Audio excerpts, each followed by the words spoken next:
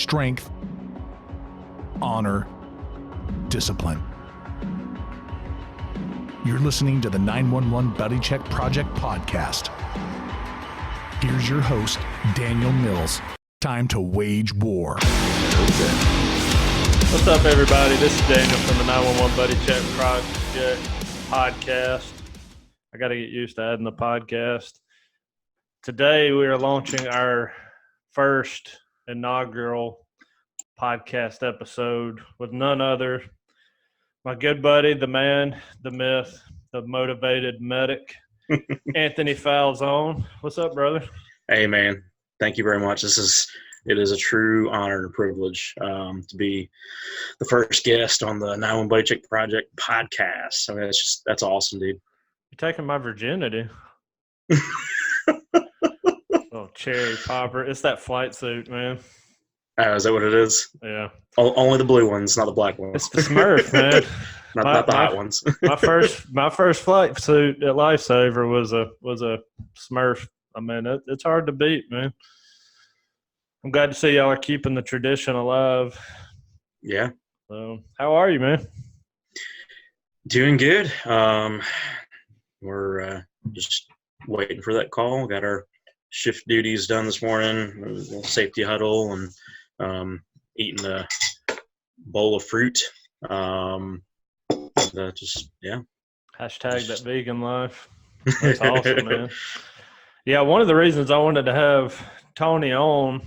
Tony runs a website, group, movement, tribe called The Motivated Medic. There it is. That's for watching the video. Tony and I have come to become really good friends over the last few years, and I really am a huge fan of what Tony's doing. There's a lot of people that, become educators and, progress throughout their career, but Tony has really taken a different front or a different angle and really bringing the motivation side to emergency services, first responders in general. So Tony, just, I guess, tell the people about, the motivated medic and kind of the comings of that and why you wanted to bring motivation to EMS and first responders. Yeah. The big thing was that when I first got into fire and EMS, it was fire before it came EMS. And, the fire department, you all hang out, and the fire department has their own thing. They have their own MO, their own flow. Well, when I got into EMS, it's just a little bit of a different environment. There's a different, I guess, experience you need to have, especially when it comes to the clinical side of things. And as I was going throughout the start of my career, I got to see a lot of really cool people that were very good clinically. But when it came to their personality skills and just really how they interacted with not only patients, but each other, it was horrible. The fire department, we had a brotherhood. Everybody was, for the most part, pretty cool, pretty chill. And it was exactly that. It was a brotherhood. Everybody got along. And if you didn't, you had your little spat and it was done. EMS seems to be much more catty. We get into those ruts. And I think a big contributing factor to the fact is what we see, what we deal with, who we see, who we deal with. And so, long story short, I started to see good people, good clinicians becoming piss poor clinicians because of their attitude and all that, because of burnout. They were getting into this and they were burning out, and they were either staying in the profession and making everybody else's life around them horrible and just difficult, or they were just leaving the profession and we're losing people every day to this because either they can't handle it because they're not looking at the right things and dealing with those demons inside, or they're leaving because of the people that are staying in it that are not dealing with the demons inside. So I saw the issue, and I'm like, I knew that there was something I wanted to do to change that. And first and foremost, I was like, I'm not going to be that guy. I'm not going to become that person. And lo and behold, right before I got my medic, man, my wife could tell you, I was rough to live with for a little while. And I was rough to work with. And my whole demeanor had changed. And when I came home and she's like, something's got to change. I knew. I was like, okay. So that was kind of the starting point of, all right, I know what I don't want to be like, and I know who I don't want to work with, and want them to be like. So what can I do to make a difference? And that started the wheels turning in my head. And as I got my paramedic and started to advance my career, I started working in the emergency department, started to have more experiences and more networking. And I got involved in ECHO, the future flight crew. I finally started to see what my, I guess the underlying purpose, like the underlying rhythm. What's the underlying rhythm? My underlying purpose was in EMS. And I needed to start just going after it. So the big thing that I saw was there was a lack of motivation in what we do, whether it's checking off the truck, having a good attitude with a patient that might be a little saltier than we would like them to be, dealing with a nurse at a facility that just doesn't care, and having the motivation to do the right thing, and having the motivation to be that clinician that says, no, this doesn't have to be this way. And through a course of events and just talking to people and being encouraged by people, and my wife being especially one of them. In fact, she's the reason why the motivated medic is called the motivated medic. My wife actually came up with that term. So, and you'll hear me refer to my wife because we're a team. We do things together, and that's really what's helped me, with this is her support and everything. But so, yeah, the motivated medic came out. I started real basic. I just started doing some motivational videos. And at first I'm like, dude, nobody's going to watch this. This is stupid. And then I started getting some feedback. People that I did not like working with because of their attitudes. I started getting feedback. Like, I'll never forget the one comment on the one video that said, I think it was a drop of rain was the title of the video I put on Facebook. And I got a comment from somebody that I worked with that I had a horrible attitude, was a great clinician, experienced clinician, still is. And he's like, dude, that woke me up. That was a game changer. And to this day, things changed for him. And he had some other life circumstances that were kind of playing into that, but it woke him up, and that woke me up. It's like, I hit a nerve here. And if I can hit a nerve with somebody that's been in the business for over 20 years, that says that made a huge difference, that was the bona fides for me. So absolutely. So yeah, so that's kind of where things started, and I started doing the Rotor Wash podcast. Got involved with ECHO and the planning for the conferences, and we started the Rotor Wash podcast. I'm like, well, if I can do the Rotor Wash podcast, I should look at my own. Then started kind of piddling around with that, and wasn't really going for it. And then I talked to some Alabama barefoot individual that thinks he's all high and mighty and stuff. Arrogant. And that's where I really dug in and started doing more podcasts. I've slacked off the past couple months, just because I kind of got a job. So really, yeah. Big changes in the Falzone household. Yeah. What job did you get, Mr. Falzone? Well, I was fortunate and blessed enough to get a flight job, my first flight job, and it's one that I've been going after for several years, and it's a dream come true for sure. That's awesome, bro. I'm so freaking proud of you, man. That day you told me, I was screaming, like, and that's what, a lot of people, even, and one of the things behind this podcast is going to be just naked vulnerability, honesty.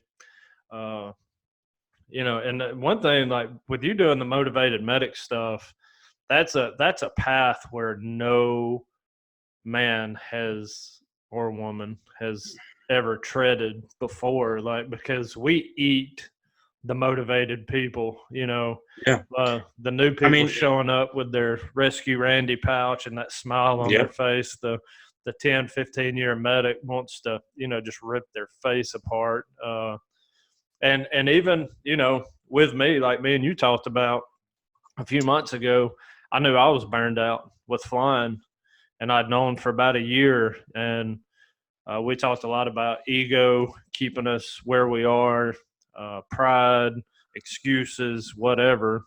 What are some of the challenges that you've faced, launching this motivation type aspect, especially like you said, in a career field or a subset of first responders with EMS, to where, EMS lacks structure. We lack brotherhood, sisterhood. We lack, uniformity.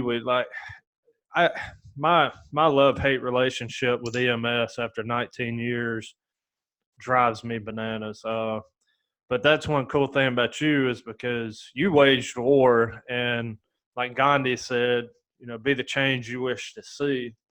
So you're doing that. You're leading by example. But what are some of the challenges, the issues that you faced as, you embarked on this, going from unmotivated, burned out, to leading the forefront of, the motivated medic? First and foremost is myself. I talk about the talk that I did at Pipestone, West Virginia. I talked about the demons. And it's a phenomenal talk, by the way. Thank you.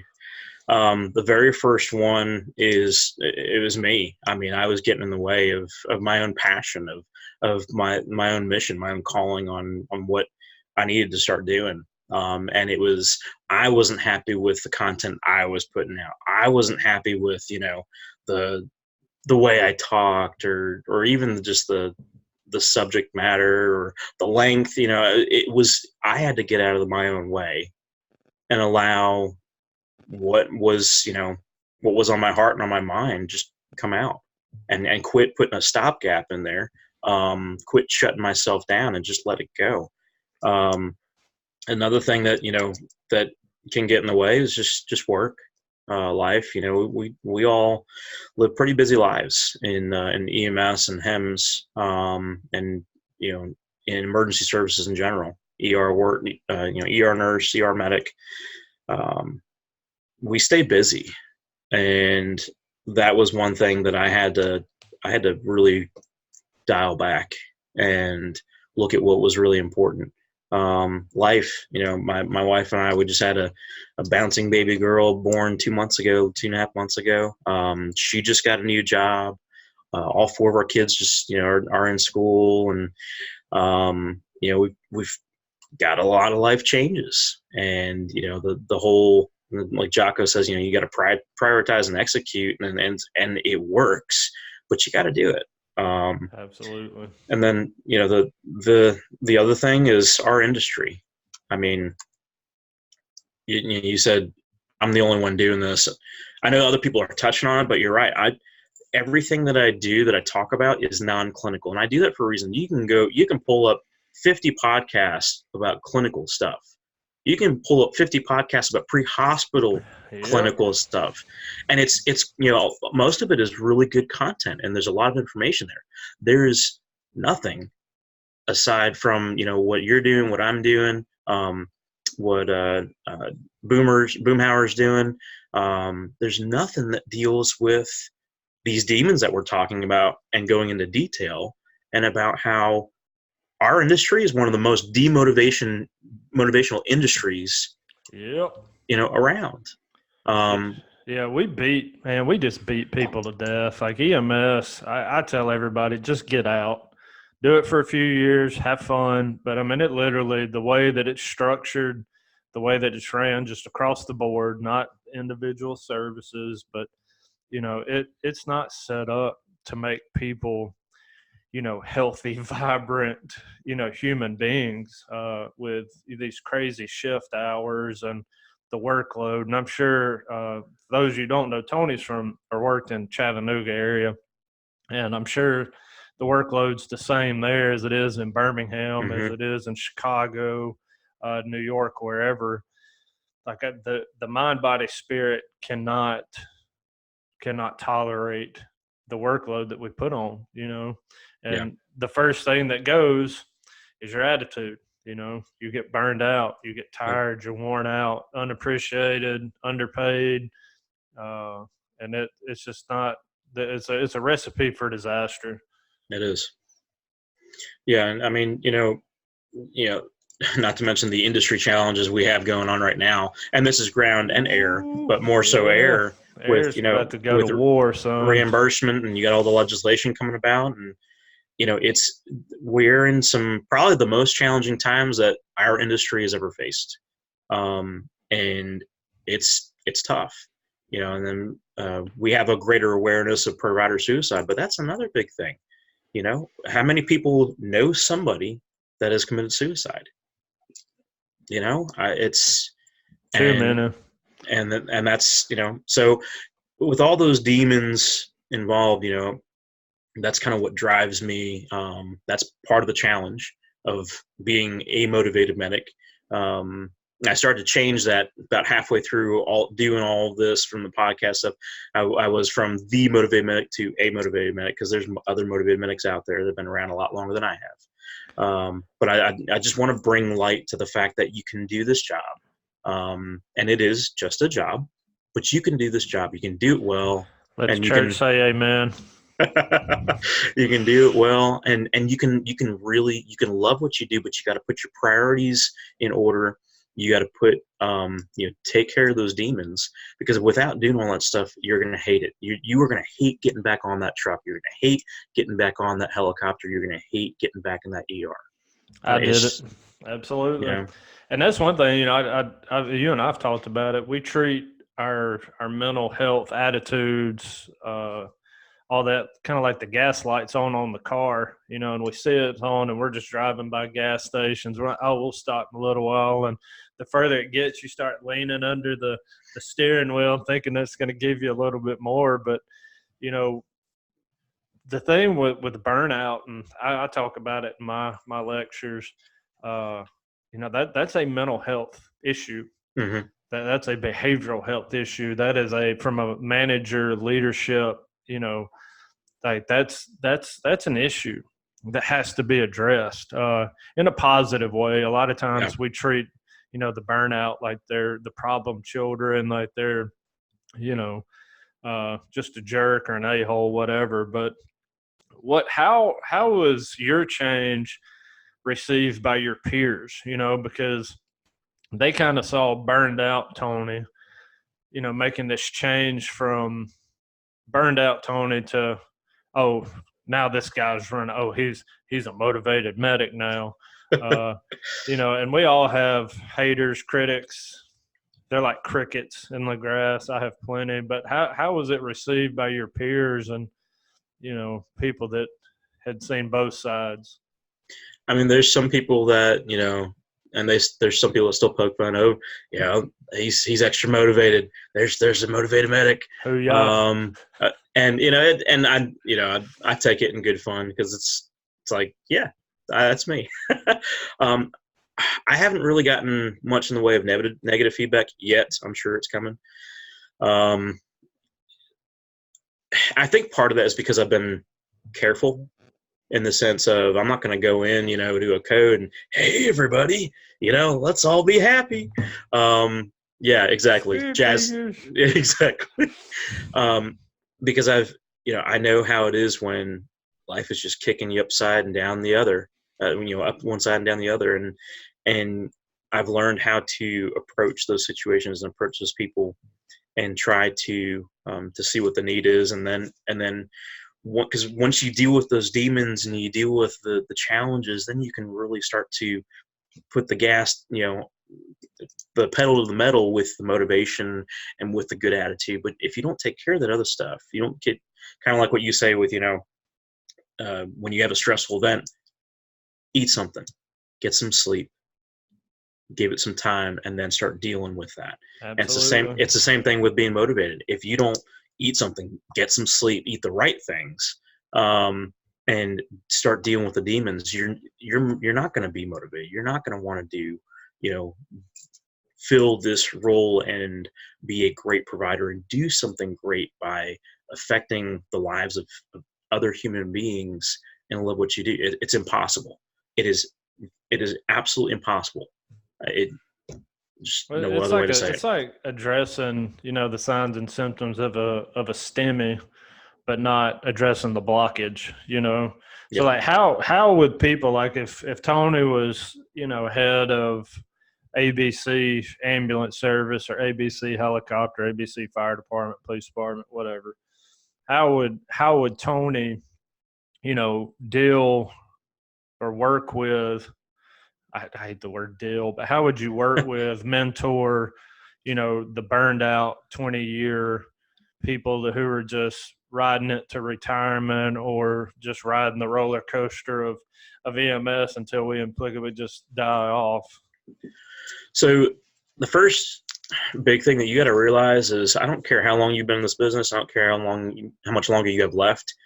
You make an impact in somebody's life. You make an impact in that new EMT that walks through the door all happy and googly-eyed, talking about, hey, I want a CPR, I want a multi-system trauma, I want to, your reaction, your attitude with those people and how you help mold those individuals will impact them for years to come. It's the foundation. And I don't care how old and crusty you are making an impact in somebody's life, whether it's negative or positive, and you have a choice to make on how you impact their life. So, we're all human beings. We all have emotions. I don't care how stoic you are. We all think about these things. We all process things differently, albeit, but we all process things. So the fact is, you're going to make an impact. And with your last 2 years or last 6 months on the truck or on the helicopter or the ER, how do you want that impact how do you want to be remembered? Are you leading a legacy with who you are and how you are doing your job day in and day out? How's the public seeing you? Because how the public sees you, that's how they view who you work for. Yep. And that's in a small, close-knit community, that's how they look at your family. And if you don't have any family, you don't care anymore, you probably need to talk to somebody. You need that support group. You need those people that are in your life that'll speak truth to your life, but that'll also be there when you need them the most. But, and you have to be able to receive it, that's one of the biggest things.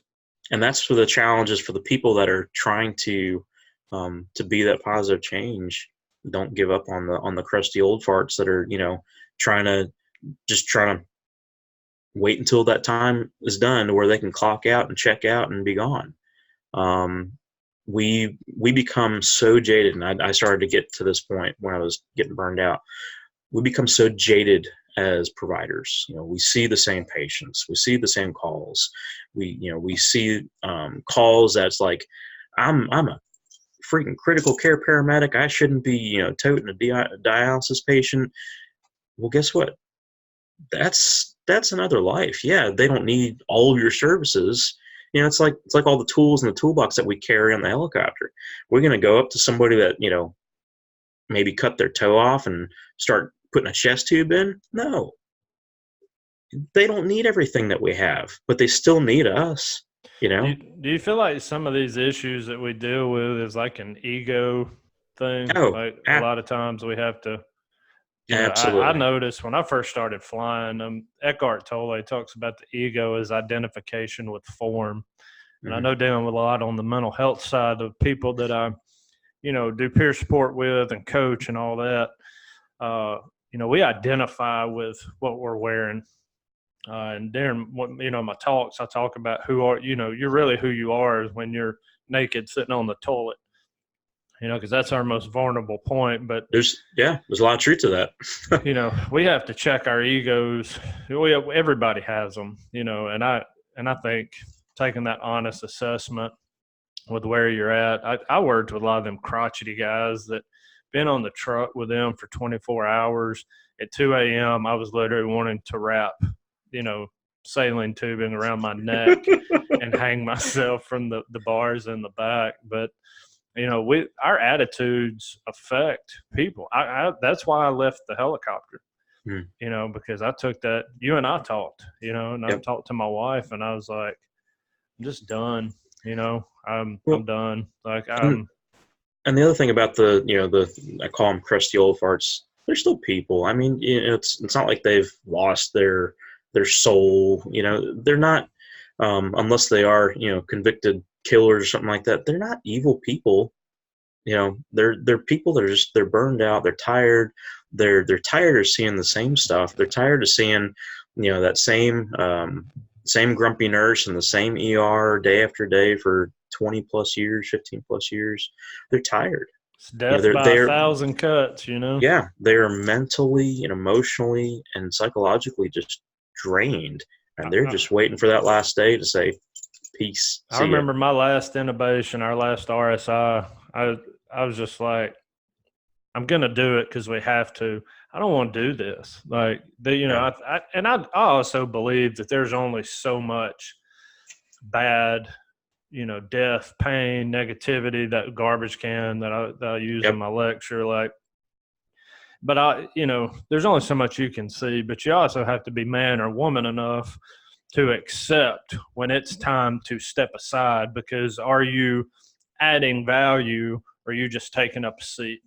Yeah. And it's like you and I talked about that day on the phone. I said, there's, as you were, a year ago, a lot of motivated people who would kill to be in that seat, and kind of making waves saying, hey, I've been doing this 19 years. It's time, to step back, take it, maybe God, the universe, whoever you believe in is directing me somewhere else. But, and that's one thing with you that I have always enjoyed our friendship, because we have pretty honest, painfully honest conversations. But, do you feel like if you're talking to somebody who's burned out, how do you feel like it's received when you're trying to, impart some wisdom, some life advice, some motivation, all that good stuff on them? I think it depends on how burned out they are, and I was harping on the crusty old farts, so to speak, but it could be somebody that's been in this for just a year, and they've just hit it hard, and they're done. They go home and they drink, and they're just done. So it doesn't, the years of experience, it used to be a more contributing factor. Now you can be in it, a year, 2 years, and you can still be at that level or worse. But, I really think that also holds the weight as far as when I talk to somebody. I've worked with a bunch of people that, I knew they were burned out, and they knew they were burned out. And one of the biggest things that I could do is listen. They know who I am. They know I'm motivated. They know they know my mode of operation. The biggest thing I could do is just sit there, keep my yap shut, interject some positive things when the time was right, not have some knee-jerk reactions on stuff that might say that I might not agree with or be a little offended with, and just be there. I mean, that's a huge part of this. Is a lot of people that are burned out, nobody wants to listen to them because they've gotten to that point, and so it just exacerbates the problem. But nobody wants to listen to them because nobody cares, because they're burned out and they've got a sour attitude, and who wants to be around a sour attitude? So it does take a little bit of a sacrifice, and Tony's got to shut up and just listen. Being present, some of the most powerful things. Like you and I've talked about, I'm trying to be mindful of it just with my wife and family, but just listening sometimes, and letting people figure it out for their own. I like to call it fishing, but I'm not the one fishing for answers. A lot of, my clients and stuff, just friends, people I'm mentoring, you'll see it when it clicks, and they're like, oh, I just answered it myself. And I'm like, There you go. So Yeah. what are some ways that Tony, the Falzone family, let's say today, which I'm not wishing that you have a quiet day, Oh but my gosh, you're killing me, Smalls. slow shift. I can say that I'm no longer on the front lines, but let's say you have a bad day. What are some of the ways that you de-stress, unplug, disembark, whatever, to empty the garbage can, to make sure you don't get back to burned out, Tony? Yeah, I know, and this is something I haven't done in a while, but going camping, as simple as it sounds, and I just haven't had the time. I haven't made the time, but with how multifaceted our 7-member family is, it's been a little tough to pull away. What and causes that, right? Yes. very much so. I can draw a diagram if you want me to. No. But I'm thankful. A lot of people don't like a long drive to and from work. I like my long drives. I have an hour and a half to the base, typically, depending on which base I'm at, but it's roughly an hour and 20, hour and a half.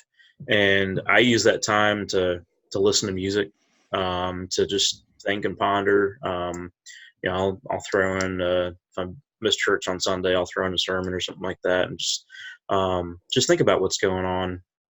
I had a pretty rough call a couple weeks ago, and it wasn't one of those. It's like, oh my gosh, I need some counseling for this right now. But it was one of those that it sucked. I wanted to go home and hug my family, and I did. And I had to eat. I had to sleep. That was the very first thing that I remember when I got home, is I need to get some rest before I can start unloading this and processing. I've got to get some sleep, because I'm not going to be any good to myself or anybody else if I don't get some rest. And I had a little snack before I went to bed, and I slept for I don't know how many hours. And I woke up, and I just hung out with my family. Is that the answer for everything? No.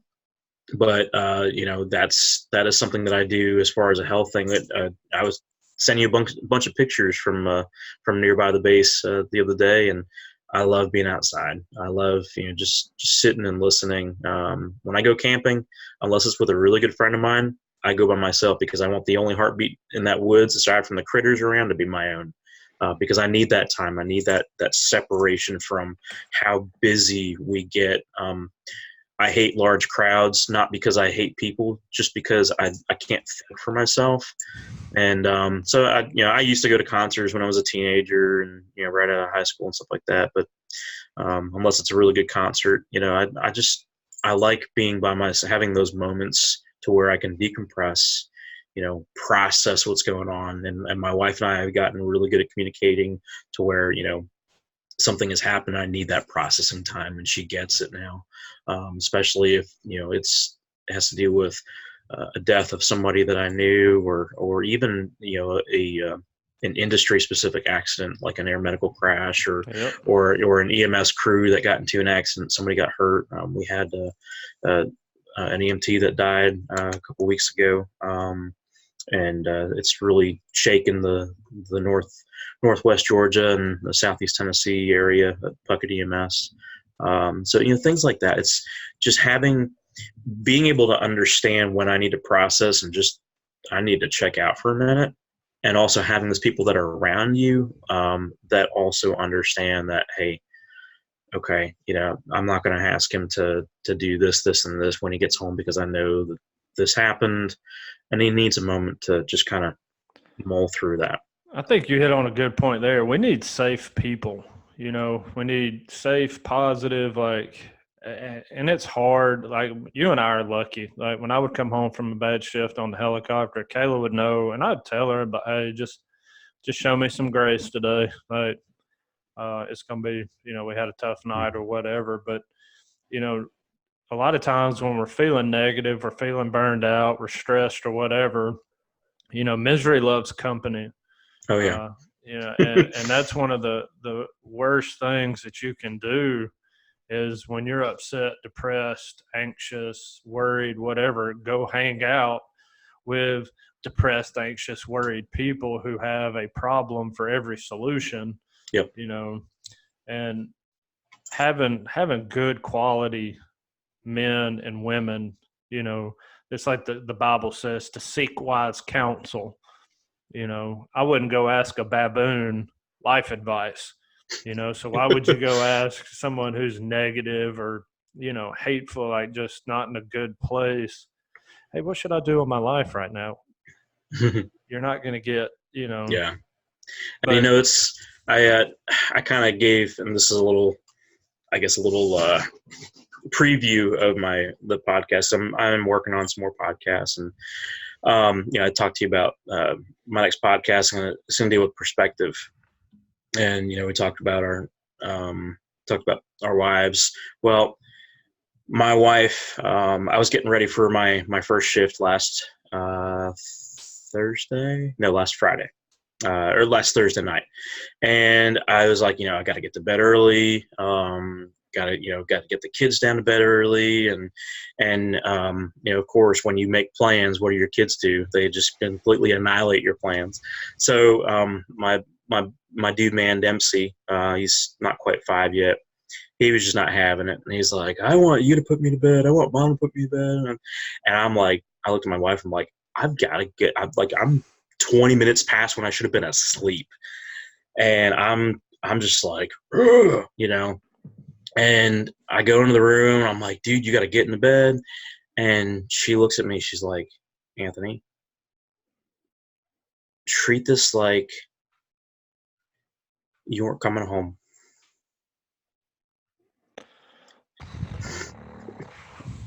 Yeah. Yeah. And she got me. I'll be back. She got me then like it's getting me now. It's perspective, man. Treat this like you're not coming home. And man, I went in there, I sang to him, I prayed with him, and I sang to him some more. Stupid onions. And I looked at him and I said, dude, I love you. And then I made my way to the girls' rooms, and I gave them each a hug and a kiss. It changed everything. I was so up in arms about getting to bed for my first shift, and I was excited and everything. And that's natural, you know. It's like, yeah, this is my dream job. My first shift. I got to be ready for it. And I left out all the people that have been supporting me the whole way. I didn't allow time for them. And my wife gave me that shot of perspective of like, this may be your first shift and this might be your last shift. The power of now, man, being present. Yeah. You know, that's the most powerful nugget you could drop in this talk. And I mean, that's the thing we don't realize in this job. I told you that your first day. Mm-hmm. So this is a job that I knew every time I would see the shadow of the aircraft lifting, and I knew as soon as we left the ground, that very well could be, you know, the last time that my feet touched the ground. And yeah, you know, just remaining present in your everyday life and not taking anything for granted. And you know, your wife checked you and potentially prevented a lot of what you went through, is what I did in 2017 when my mom died. You know, she rang the old cell phone. I hit ignore, and I'll check her later. And you know, an hour and a half later, our lives changed. So it's good that you have, you know, because that could have easily turned into, you know, your wife would be like, "Why are you being a turd nugget?" And then and that was a thing. Her delivery with that, dude. And you know, my wife's gotten on to me before, and she's, you know, raised her voice and said, "You need it," you know. But she got my attention when she was so soft spoken and did it with grace and love. Oh, that was. There's a quote I love: "Speak the truth in love." Mm-hmm. You know, and I think when we do that in every aspect, every facet, that's one of the most powerful things you can do. And I think that's something else, you know, with having that perspective with somebody that's just really burnt out. Once you give them that perspective, it changes their outlook. It changes how they were looking at their situation, and it really helps develop their thought process of, yeah, I've been doing this for 25 years and I hate things and I hate the truck and that's still broken. And I've talked to management about this and admin's not doing this. Oh, there's that supervisor going, sleeping on the clock again. And if you give them a little bit of perspective, it's amazing how much that can change the tone of how they view what they're doing, how they view what other people are doing. They didn't realize that supervisor, worked a code on a 2-month-old the other day, just a few hours ago. They didn't realize that that's been broken because the city council hasn't passed the budget to get money to fix it. So when you start to take ownership, take an extreme ownership of what's inside and what you have to deal with and have to fix, if you get some of that perspectives from somebody else, that will change the tone, will change the temperature, and it can change the thought process. Does this work with everybody? No, it doesn't. It's like with every call we run. Are we going to save everybody? No. People are going to die. Yep. And it doesn't matter what I do or how much clinical knowledge I have. I'm going to have patients. I've had patients that did die and that will die, and I have to accept the fact that even though I did everything that in my scope of practice and with all the tools that I was able to utilize, and that patient didn't survive, and I have to understand that is part of this.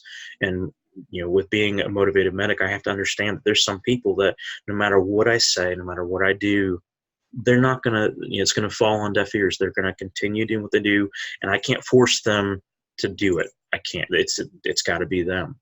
I can give them some pointers. I can give them some starting points. But once they've got their mind made up, I'm not going to give up on them. I'm not going to just throw the towel in. And you never know that sphere of influence that we have on people, man. I mean, I've had just little nuggets, kind of like walking through a field and getting little seedlings on my pants. Like, you never know that influence that you have on somebody.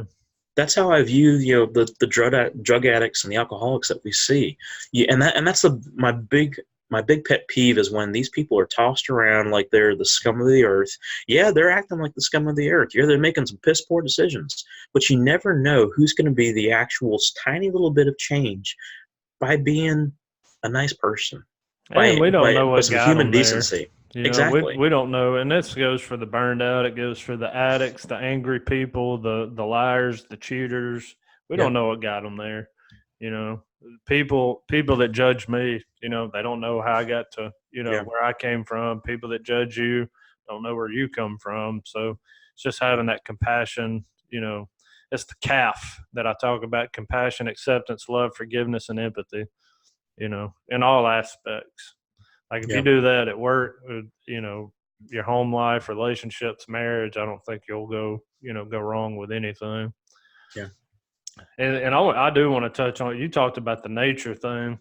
Made me think of a John Muir quote. He talked about, he said, and into the forest I go to lose my mind and find my soul.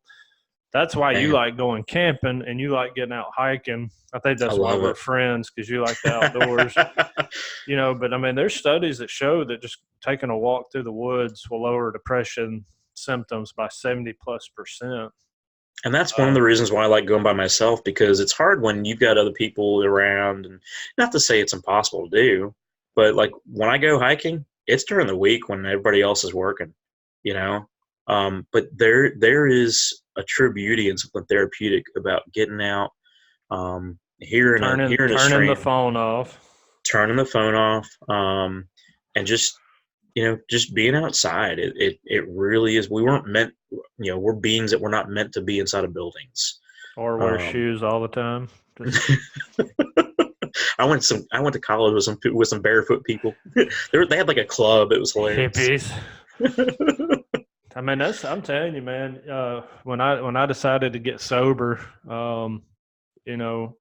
that's why I enjoy your pictures. I kind of razzed you because I told you I'm going to come punch you in the throat. You keep sending me these pictures, but only if you come hiking. Yeah. The night that I decided to get sober, and I'll talk about it in another time because it's a long story, but I sat up at it was 2:00 in the morning on top of a little mountain ridge overlook down, looking into the valley into Birmingham, drunk out of my mind, and just sitting there, just looking, contemplating nature. And I was like, man, there's something to this. And I started just walking like into the woods while, going on hikes, getting back to our true human essence or human nature, because it's not meant to stare at these all day and, wear shoes. But, life's too short to suffer.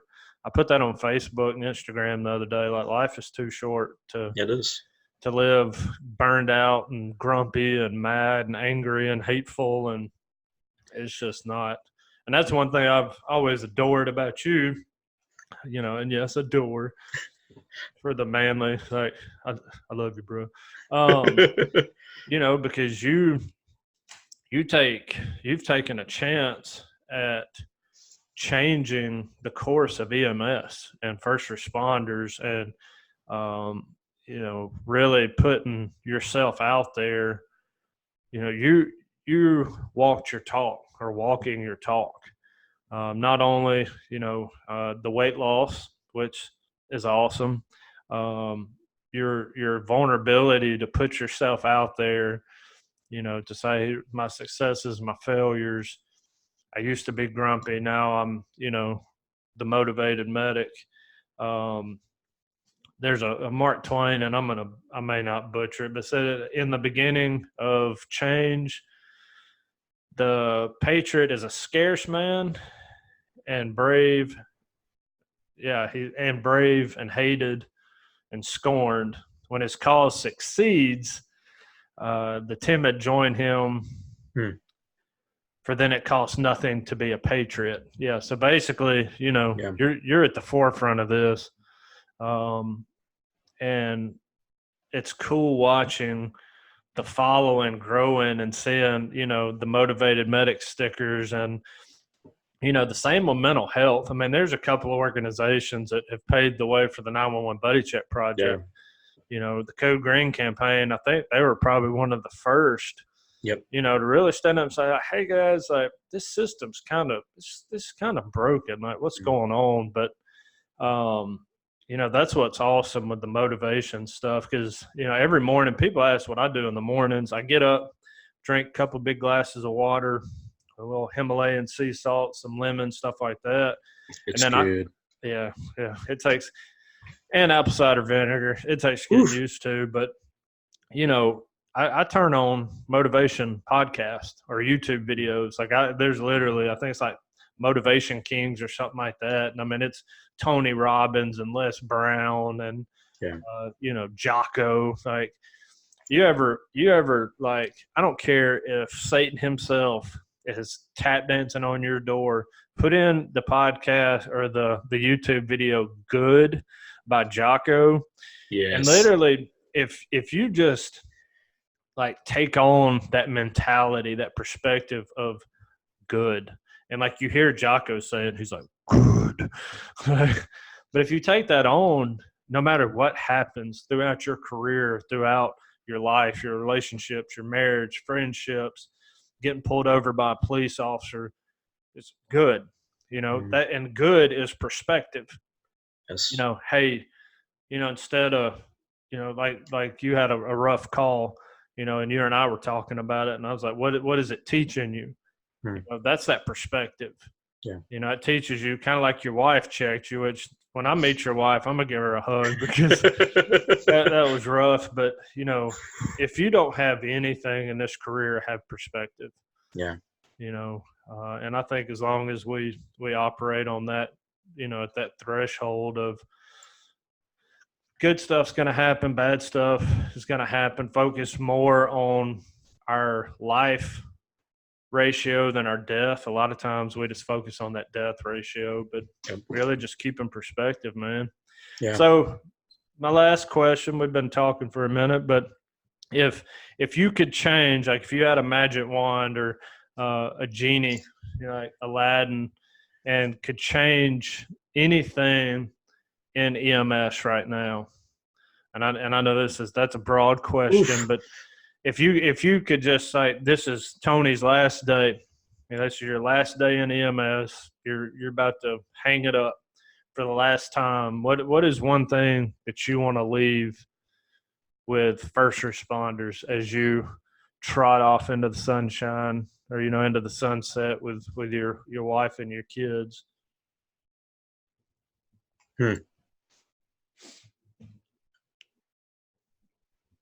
I think I would really hold fast to the fact that no matter where you are, no matter who you're with, no matter what you're doing, you are always making an impact.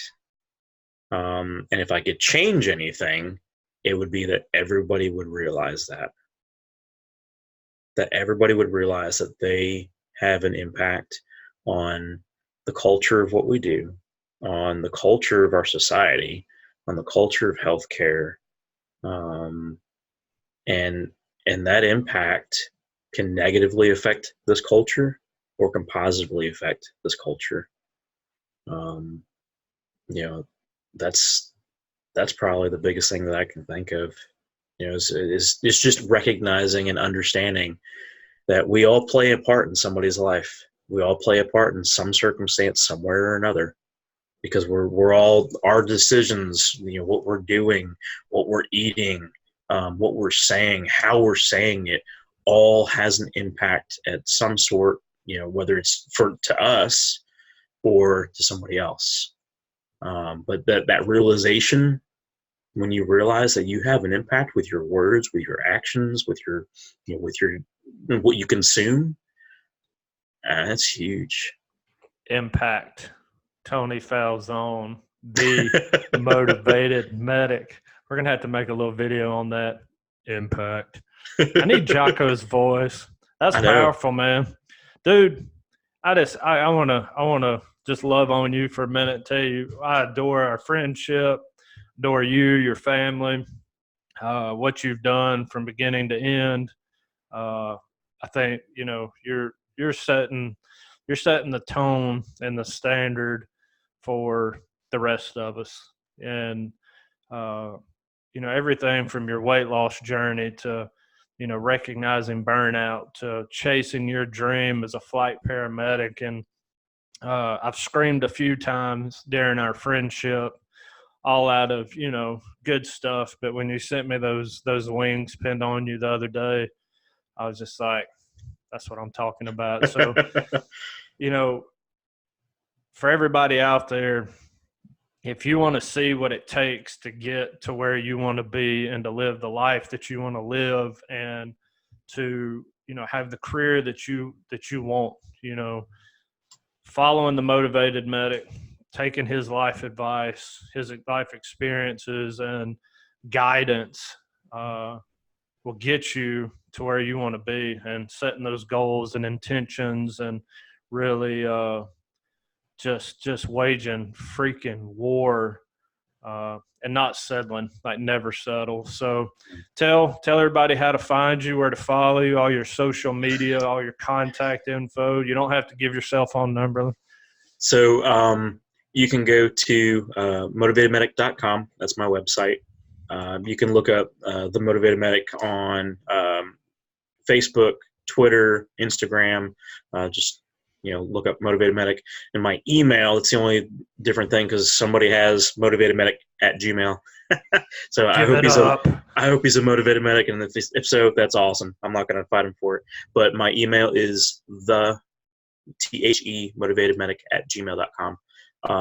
And I'll answer whatever questions. And I really appreciate you saying all that stuff, man. It's really kind of you. And I'm not it. I'm not the best clinician. I'm not the most motivated person out there. I'm not the best motivational speaker by far.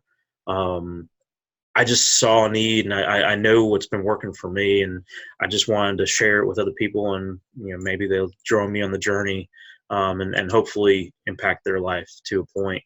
But I'm not super special. I'm a regular guy, originally from New Jersey and now from Tennessee, and I have struggles like everybody does.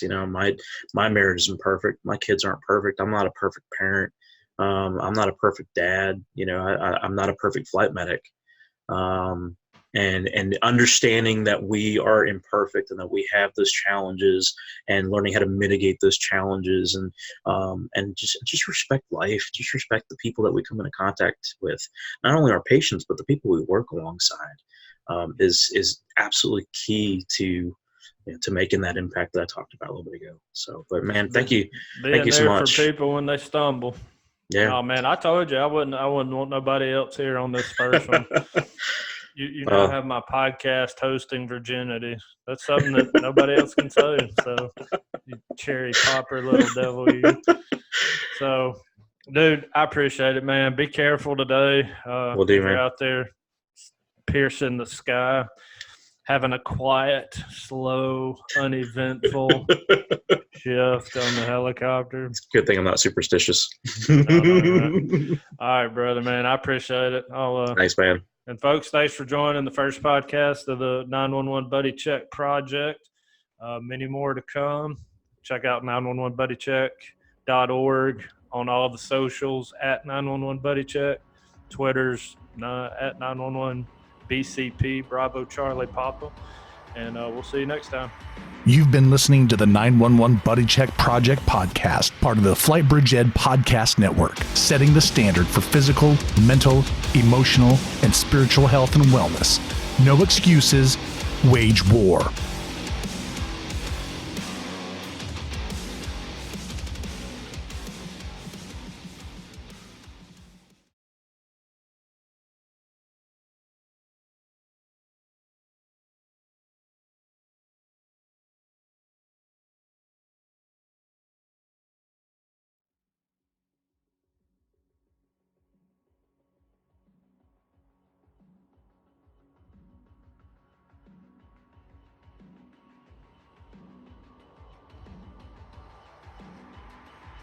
You've been listening to the 911 Buddy Check Project podcast, part of the Flight Bridge Ed podcast network, setting the standard for physical, mental, emotional, and spiritual health and wellness.